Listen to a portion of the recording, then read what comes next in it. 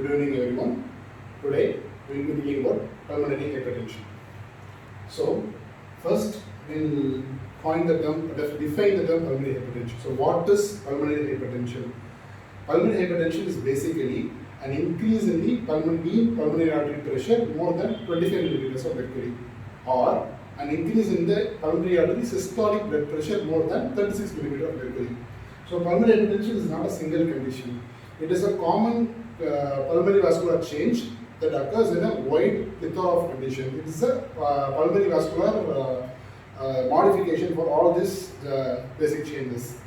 So this is pulmonary. This is what you define the pulmonary hypertension. So what happens in the pulmonary artery? Basically, the pulmonary hypertension changes begins in the small vessels of the pulmonary artery. In the small vessels, the pulmonary vasculature goes in for first vasoconstriction. Second, it goes for hypertrophy of the medial smooth muscles, as well as there is hypertrophy of the endothelial cells, and this leads to the narrowing of the lumen of the pulmonary vessels. Second. Thirdly, there will be inflammatory cell infiltration within the smooth muscle cells. This is the third change. The fourth change that occurs is the endothelial dysfunction, and there is formation of thrombus within the pulmonary vasculature. So what are the 5 changes that occurs in the artery? First is the pulmonary vasoconstriction. Second is the pulmonary smooth muscle hypertrophy and intimal hypertrophy. Third one is the inflammatory cell infiltration within the pulmonary vasculature.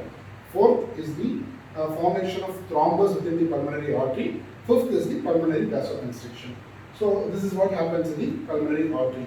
It initially begins in the distal small vessels of precapillary pulmonary vasculature. Over a period of time, it goes on to involve the entire pulmonary vasculature. So what happens in response to this pulmonary hypertension? Basically, the pulmonary vessels are present to connect the right ventricle and the left atrium. The blood from the right ventricle is pumped into the pulmonary artery. It gets oxygenated in the lung and it enters into the left atrium. That is the normal function. So what happens in this condition is, this is because the pulmonary vascular pressure increases, the right ventricle has to develop an increase in force, or it has to undergo dilatation to force the blood into one high pressure system. Normally the pulmonary pressure will be around 16, 18, that will be the mean pulmonary pressure. If it becomes more than 25, there are these strain increases.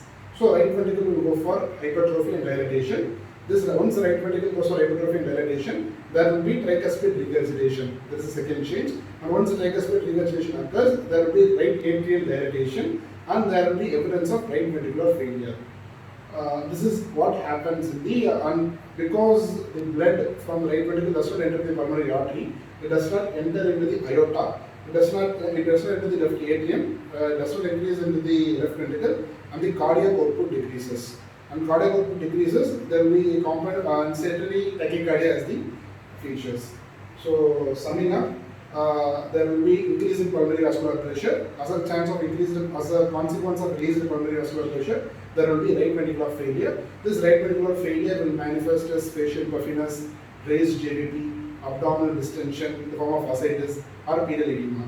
The low cardiac output can manifest as fatigue, syncope, pre-syncope, dizziness, all these manifestations. So it is a sum total of all these features. So how do they present? The most common symptom of a pulmonary hypertension patient will be an exertional breathlessness and a fatigue. These are very vague and non-specific symptoms. Any patient with exertional breathlessness and fatigue, we do not directly jump to the diagnosis of pulmonary hypertension. We evaluate for other respiratory or cardiac conditions. The other symptoms are the chest pain, exertional breathlessness, fatigue, pre-syncope and syncope. These are the main clinical features. So how to get there? They are more of signs. Pulmonary hypertension is one disease, but there are a lot of signs and very few symptoms. So what are the signs we have in pulmonary hypertension? First, because the blood has to be forced from the RV into the pulmonary artery, there will be an ejection systolic murmur at the pulmonary area, 1. Then there will be loud P2 because of the pulmonary hypertension, 2. Third one, there will be right ventricular hypertrophy. Because of the right ventricular hypertrophy, you would have epigastric pulsation as well as left parasternal heave. Fourth, because of increase in right ventricular pressure, there can be tricuspid regurgitation. This tricuspid regurgitation can manifest as transsystolic murmur. 5. There will be right atrial enlargement with a prominent A wave in JVP, and if there is tricuspid regurgitation, there will be prominent B wave in JVP. These are the clinical signs of RV failure, of pulmonary hypertension. So what do you find in ECG? Basically, in pulmonary hypertension, right atrial dilates, right ventricular dilates. So ECG shows features of right atrial dilatation, that is P pulmonale, a tall P wave. Then a feature of right ventricular hypertrophy. In case of we take V1, V2, V3, the RS complex, the R wave will be tall. It will be more than 7 small blocks. The RS ratio is usually more than 1. There will be evidence of RV strain. Say in case of T inversions in V1, V2, V3, there is RV strain, and you can have right bundle branch block. This is the ECG feature, sir. Echo. So echo is the most commonly used screening test for diagnosis of pulmonary arterial hypertension. Echo shows findings of, again, the same right atrial dilatation, right ventricular dilatation, and it can measure the pulmonary arterial pressure that will be elevated. These are the findings will be seen in echo. In chest X-ray, you can find the two classical signs. One is that the central pulmonary artery will be massively enlarged, whereas the peripheral arteries will be pruned. There will be tapering of the peripheral vessels. Enlarge the central pulmonary artery with a pruning of the peripheral pulmonary artery. Along with it, you can find features of cardiomegaly. The RV type of apex will also be seen in X-ray. CT scan.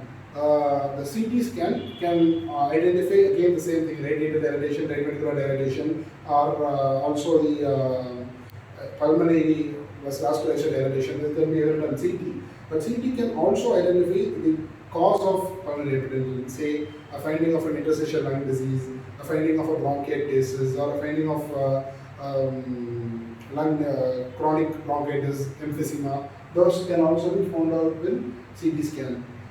We also do CT angiography to identify an acute pulmonary thromboembolism, or you can do a ventilation perfusion scanning to identify acute chronic thromboembolic pulmonary hypertension. Acute pulmonary embolism, CT angiography is useful. For chronic thromboembolic pulmonary hypertension, VQ scan is also useful. So pulmonary function test. One classical finding will be seen in pulmonary hypertension, pulmonary hypertension PFT, that will be a decrease in the DLCO. The diffusion for carbon monoxide will be decreased. There is a classical finding seen in pulmonary arterial hypertension. What is the CPET? CPET means cardiopulmonary exercise testing. This can be done in a patient with a reasonable functional status to identify which is the cause of breathlessness, either it is a cardiac cause or a respiratory cause. That can be found out by cardiopulmonary exercise testing. Right heart catheterization. This right heart catheterization is the gold standard for diagnosing the RV pulmonary hypertension. It shows 3 basic findings. First one, we measure the pressure within the pulmonary artery. That is done with the help of mean pulmonary artery pressure. That mean pulmonary artery pressure is more than 25 millimeters of mercury. One. Second, the pulmonary capillary wedge pressure. The pulmonary capillary wedge pressure is indicative of the left atrial pressure. This pulmonary capillary wedge pressure will be less than 15 millimeters of mercury.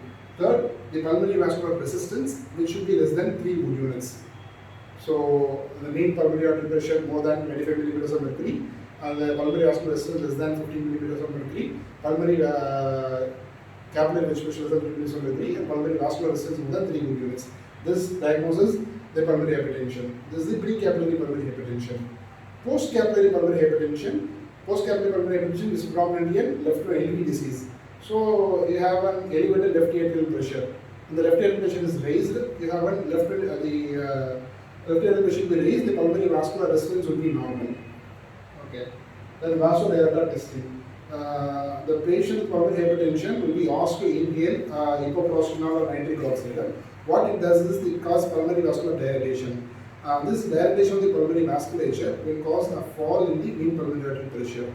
If the mean pulmonary artery pressure falls with more than 10 millimeters of mercury and it is without a foreign cardiac output, then you can say the patient is vasodilator reactive. This vasoreactive patients can be treated with calcium channel blockers, and it is a significant test.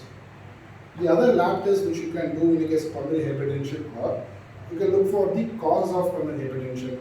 Say a patient with pulmonary hypertension has sclerodermic changes, telangiectasias, the patient's scleral activity. In that patient, you can go for ANA screening or anti-ACL70 antibodies that can be done. Or if you look at a patient with interstitial lung disease features, a patient with velcro, inspirating velcro collapse, those patients can go for CT thorax. And you can also do HIV screening, find evidence for schistosomiasis, and other causes of pulmonary hypertension can be ruled out. Now coming to the important classification of pulmonary hypertension, this is WHO classification of pulmonary hypertension. There are basically 5 classes. It is based on the predominant state of involvement. Class 1 will have a predominant pulmonary arterial hypertension. Class 2 will have predominantly pulmonary venous hypertension. Class 3 will have predominant pulmonary capillary hypertension. Class 4 is because of thromboembolic pulmonary hypertension. That is the predominant class, and class 5 includes miscellaneous disorders. This class 1 is also called as idiopathic pulmonary arterial hypertension. It can be because of BMPR2 gene mutation. It can be because of HIV. It can be because of portopulmonary hypertension. It is important to differentiate class 1 from class 2. Class 1, as we said, it is all idiopathic causes, and the class 2 includes pulmonary hypertension secondary to left heart disease. Left heart disease, namely mitral valve disease and aortic valve disease, LV dysfunction, coronary artery disease, hypertensive heart disease, something to do with the left ventricle or left atrium. Here, invariably the left atrial pressure will be raised. So because left atrial pressure is raised, the pulmonary left ventricular end-diastolic pressure Here in WHO class 1, the left atrial pressure will be normal, it will be less than 15 millimeters of mercury. In class 2, the left atrial pressure will be more than 15 millimeters of mercury. That is the one differentiating both class 1 and class 2. Also, the pulmonary vascular resistance in WHO class 1 is more than 3 Wood units. Here it is less than 3 Wood units. Class 3 involves chronic lung disease. What are the chronic lung disease? ILD is an important cause. Chronic bronchitis can be a feature. Emphysema can be a finding. Bronchiectasis can be a cause. The cystic fibrosis can be a cause. And these are the important causes of class 3 pulmonary arterial hypertension. Class 4 pulmonary arterial hypertension is basically as a result of a patient with a chronic pulmonary thromboembolism leading to development of pulmonary hypertensions. Basically, in all this, and class 5 is the miscellaneous cause. Here are the 3 important diseases: the sarcoidosis, the schistosomiasis, and the sickle cell anemia. These are 3 important causes for class 5 pulmonary arterial hypertension.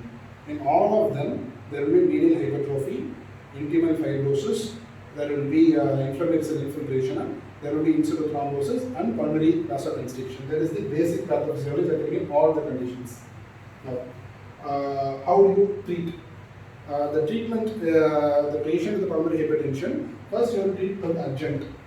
When you have diagnosed the pulmonary hypertension, you have done a vascular testing, it is positive. Now, if the patient saturation is less than 90 millimeters of mercury, you can go for supplemental oxygen supply. If the patient shows features of right ventricular failure, say a facial puffiness, raised GVP, abdominal distension, then you can go for fluid restriction, solid restriction, and diuretics. Third, you can go for anticoagulations. If the patient is having any embolic events or any atherosclerotic vascular events present, you can go for anticoagulations. Fourth, digoxin can be tried. Digoxin will increase the force of contraction of the RV. Will try to pump blood from the RV into the systemic circulations. So these are the general management. And if vascular relativity is positive, you can go for CCB management, namely difedipine, amlodipine. They can be tried. Difedipine involves high dose, up to 240 milligram dose, can be tried as an adjunct management. Then these are the 3 groups of drugs which are specific for pulmonary hypertension. First one is the prostanoids. The prostanoids made 3 drugs: iloprost, treprostinil, and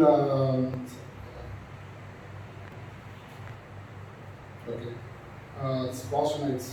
Prostanoids can be given in 3 routes. It can be given inhalational route, it can be given as a parenteral IV or subcutaneous infusion, or oral prostanoids are available. What these prostanoids do? They will cause 2 things: vasodilatation, and it has got prevents and beta activation. These are the 2 things that happens in prostanoids. So oral drug is the treprostinil. The parenteral drugs are the treprostinil and epoprostenol. The inhalational drug is the iloprost. Is an inhalation drug. The treprostinil has got a longer duration of action, say 6 hours. Then they can be given at a less frequently, and it is one of the most preferred drug among these prostanoid groups. Then nitric oxide. The endothelial cell produces nitric oxide. This nitric oxide activates guanyl cyclase. This guanyl cyclase increases the cyclic GMP. This increased cyclic GMP will cause smooth muscle dilatation and also will inhibit the platelet activation. This cyclic GMP is metabolized with the enzyme phosphodiesterase 5. Hence, we give sildenafil tadalafil, the two drugs which inhibit the phosphodiesterase 5, thereby increasing the cyclic GMP and causing smooth muscle vasodilation. Riociguate is a newer drug, is a guanyl cyclase stimulator that has also been approved. It significantly improves the 6-minute walk test, 6-minute walk duration, and the functional status is improved. Then endothelin. The endothelin 1 is a potent vasoconstrictor and it is also smooth muscle mitogen. This endothelin 1 has got two receptors, endothelin A and endothelin B. This endothelin A is present in the pulmonary artery smooth muscle cells, and endothelin B is present in the endothelial cell and responsible for the metabolism. So we use drugs which inhibit this endothelin 1 receptors, namely bosentan, ambrisentan are the commonly used drug. This ambrisentan is a specific endothelin 1 endothelin A blocker. This bosentan, macitentan are non-selective endothelin blockers. They also improve the 6-minute walk duration. They also improve the functional status, and they also improve the survival in pulmonary hypertension. Basically, once the adjunctive methods fail, we try for all this group of combinations. Say sildenafil plus bosentan with an infusion of treprostinil. They can be tried once this drugs fails. Once these drugs are not effective, you can have two options. Either you can go for a palliative treatment in the form of atrial septostomy, or you can go for a definitive treatment in case of surgery. What are the two surgeries that can be done? If the patient is having Eisenmenger syndrome, so the pulmonary hypertension, we need reversal of shunts. In that case, you should replace both his hearts as well as the lung. The double transplant should be done. If the patient is not having Eisenmenger syndrome, you just have to go for a pulmonary lung transplantation. That is the maximum treatment we can give. The survival period for pulmonary hypertension is basically 5 to 6 years with all treatment, and it carries high mortality rate, but it has come down recently, but still it's one of a fatal disease. So somebody, any patient presenting with chest pain, exertional breathlessness and just fatigue, and with the pre-syncope. This patient should have to think it of pulmonary hypertension, look for signs of pulmonary hypertension, low P2, ESM in the pulmonary area, then do an ECG. So ECG you can screen with an echo test. The echo shows feeling of pulmonary hypertension. You have to confirm it with right heart catheterization, and if the right heart catheterization shows an elevated pulmonary artery pressure more than 25 millimeters of mercury, you should give adjunctive treatment, O2, diuretics, digoxin, anticoagulation. If they are with calcium channel blocker, definitively. If that is not effective, you can go for this prostanoids, nitric oxide or endothelin antagonist. If they are not effective, you can go for atrial septostomy. If that is not effective, you can go for heart lung transplant. Thank you. Okay, these are the summary questions. You can try answering these questions once you have listened to the recording, and you are trying to improve your understanding of the disease.